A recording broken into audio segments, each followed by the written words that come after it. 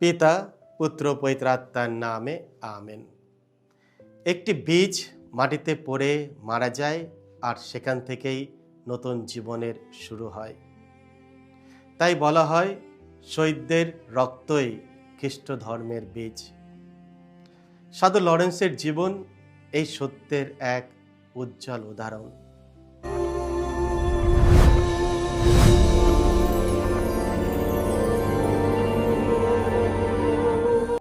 খ্রিস্ট আমার পরম প্রিয়জনেরা, আজ অগস্ট মাসের 10 তারিখ এবং সাধারণকালের 19তম সপ্তাহ সোমবার।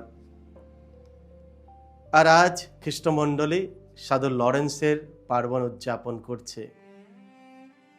আজকের এই পার্বণ দিনে টেলিমান্না ঈশ্বরের বাণী প্রতিদিন নেওয়া হয়েছে সাধু যোহন রচিত মঙ্গল সমাচার থেকে 12 অধ্যায় 24 থেকে 26 পদ। এসো আমরা ভক্তিভাবে আজকের এই বাণীটি শুনি। আমি তোমাদের সত্য সত্যই বলছি, গমের কোনো দানা যদি মাটিতে পড়ে মরে না যায়, সে তো একটি মাত্র দানা হয়ে থাকে, কিন্তু যদি মরে যায় সে তো বহু ফসলই ফলায়। যে নিজের জীবনের মায়া করে সে তা হারিয়ে ফেলে। এদিকে এই জগতে যে নিজের জীবন তুচ্ছ করে, শেষে সে কিন্তু শাশ্বত জীবনের জন্য তা বাঁচিয়ে রাখবে।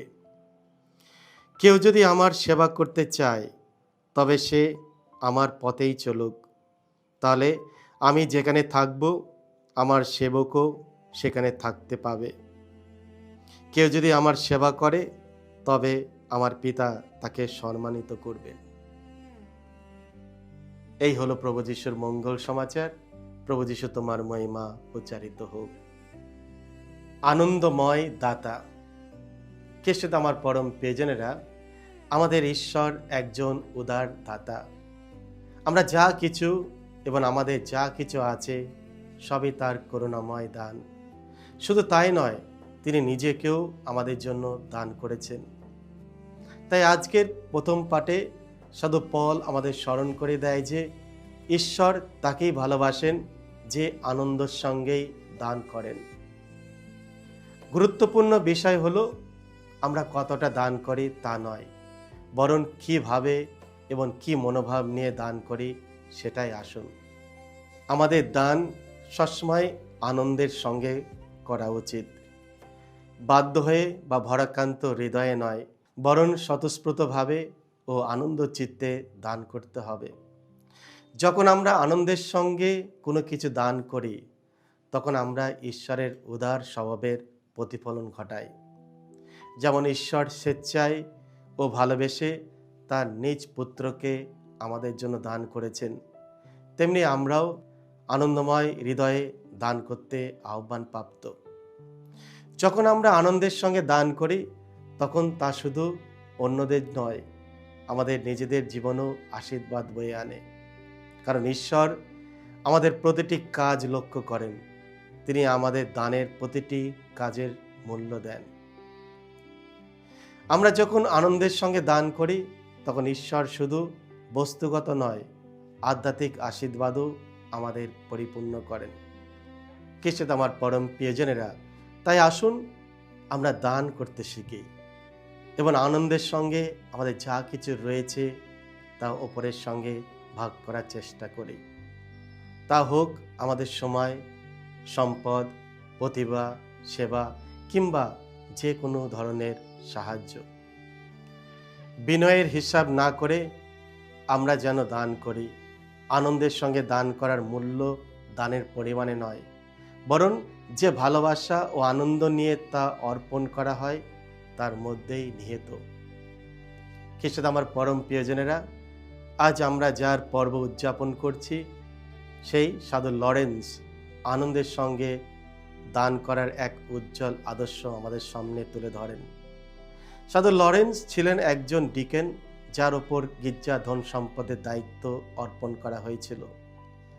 যখন রোমান শাসকেরা সেই ধন সম্পদ দাবি করল, তখন তিনি দরিদ্র, অসুস্থ ও অভাবগ্রস্ত মানুষদের সামনে এনে তিনি তাদের বললেন, এরাই মণ্ডলীর সম্পদ।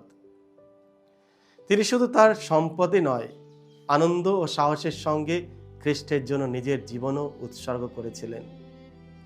আজকের মঙ্গল সমাচারে যিশু বললেন, আমি তোমাদের সত্য সত্যই বলছি, গমের কোনো দানা যদি মাটিতে পড়ে মরে না যায়, সে তো একটি মাত্র দানা হয়ে থাকে, কিন্তু যদি মরে যায় সে তো বহু ফসলই ফলায়। খ্রিস্টতে আমার পরম প্রিয়জনেরা, সাধু লরেন্স তার জীবনে এই বাণীকে সত্যই পরিণত করেছিলেন।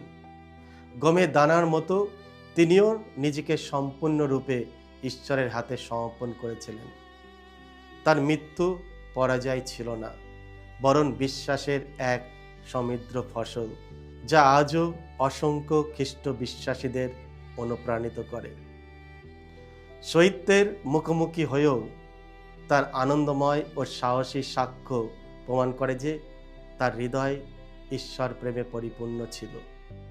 মৃত্যুর মুখেও তিনি বিশ্বাসে অবিচল এবং শেষ নিঃশ্বাস পর্যন্ত আনন্দিত ছিলেন। তাই যখন তাকে আগুনে গরম তেলের মধ্যে ফেলে দেওয়া হয়, তখন তিনি তার হত্যাকারীদের বলতে পেরেছিলেন, আমাকে উল্টে দাও, এই পাশটা তো পুড়ে গেছে। এই উক্তি শুধু তার অসাধারণ সাহসের নয়, বরং যন্ত্রণার মাঝেও তার অটল আনন্দ ও ঈশ্বর বিশ্বাসের সাক্ষ্য বহন করে। প্রিয়জনেরা, আসুন আজ সাধু লরেন্সের মধ্যস্থতায় প্রার্থনা করি, যেন আমরাও আনন্দ চিত্তে দানকারী হতে পারি। যখন আমরা উদার হৃদয়ে ঈশ্বর ও মানুষের জন্য নিজেদের সমর্পণ করি, তখন আমাদের জীবন আশীর্বাদে পরিণত হয় এবং আমরা সেই প্রকৃত আনন্দ লাভ করি যা একমাত্র খ্রিস্টেই দিতে পারেন। আমেন। সকলকে জয় যিশু। ঈশ্বর আপনাদের সকলকে আশীর্বাদ করুন।